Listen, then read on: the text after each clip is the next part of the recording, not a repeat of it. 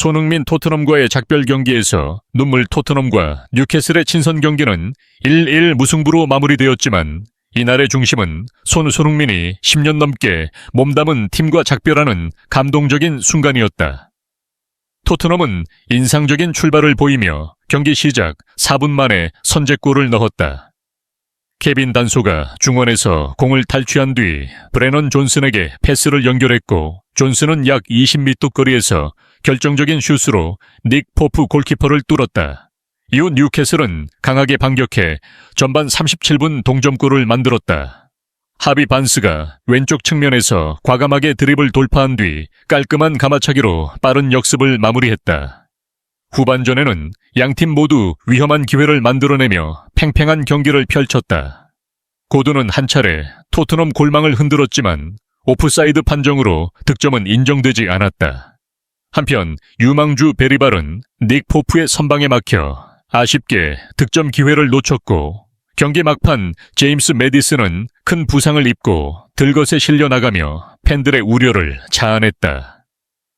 하지만 경기장 전체를 숙연하게 만든 순간은 후반 64분 손흥민이 교체 아웃될 때였다.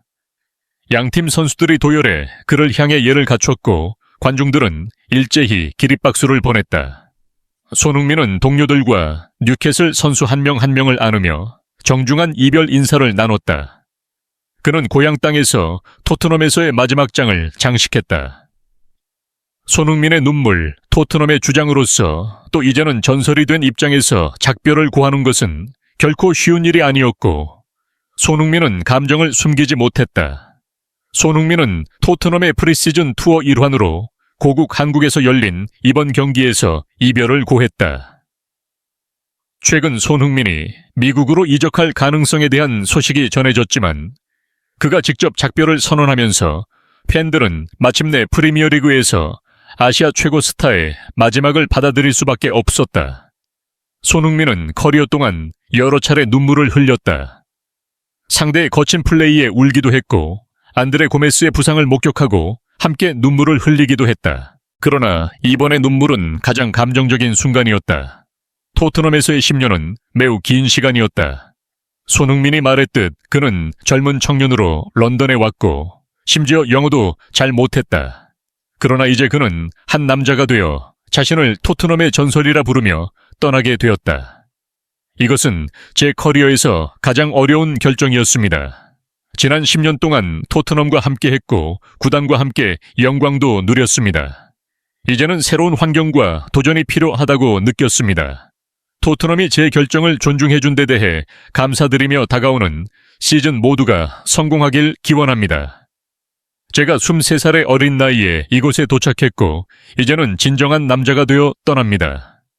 토트넘 팬 여러분께 무한한 사랑과 지지를 보내주셔서 감사드립니다. 이곳은 제게 진짜 집처럼 느껴졌습니다. 이제는 떠날 적기라고 생각합니다. 모두가 이를 이해하고 기뻐해 주셨으면 합니다. 손흥민의 말이다. 손흥민은 이 메시지를 전하며 손으로 얼굴을 가렸다. 감정을 숨기고 싶었기 때문이다. 기자회견 내내 그는 멍하니 허공을 바라보며 가끔 10년의 아름다움이라는 단어에 미소를 지었다. 손흥민은 이미 6월에 떠나기로 결정했으며 새로운 감독 토마스 프랑크에게 이 사실을 전했다.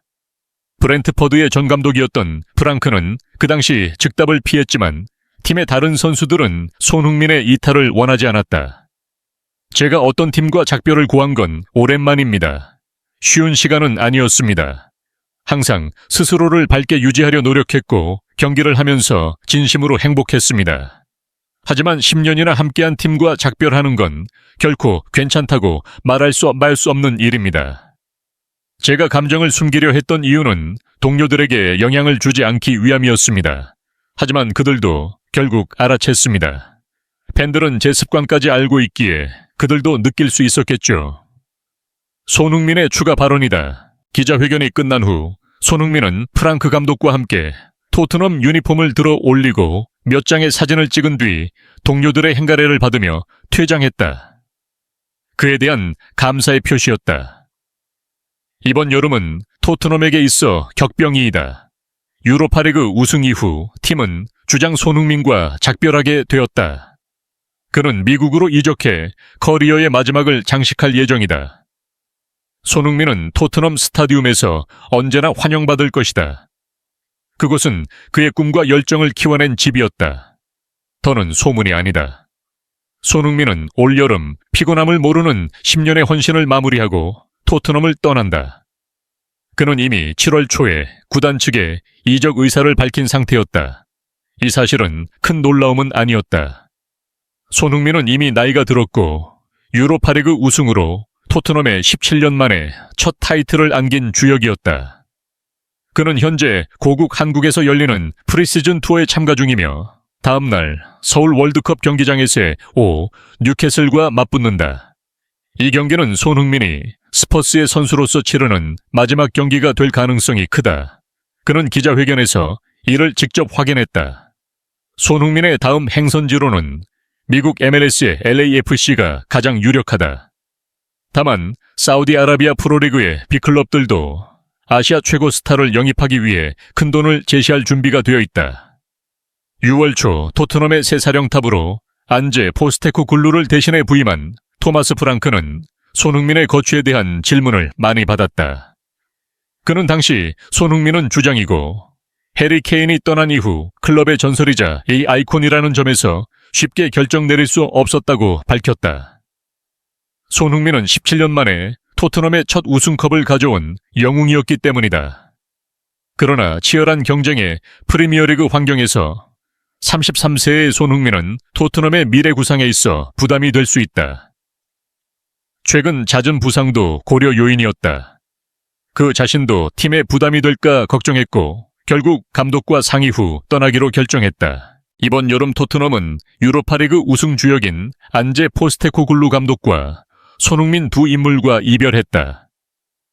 지난 여름에는 해리 케인을 바이에른 뮌헨에 이적시켰다. 케인은 구단의 전설이었다.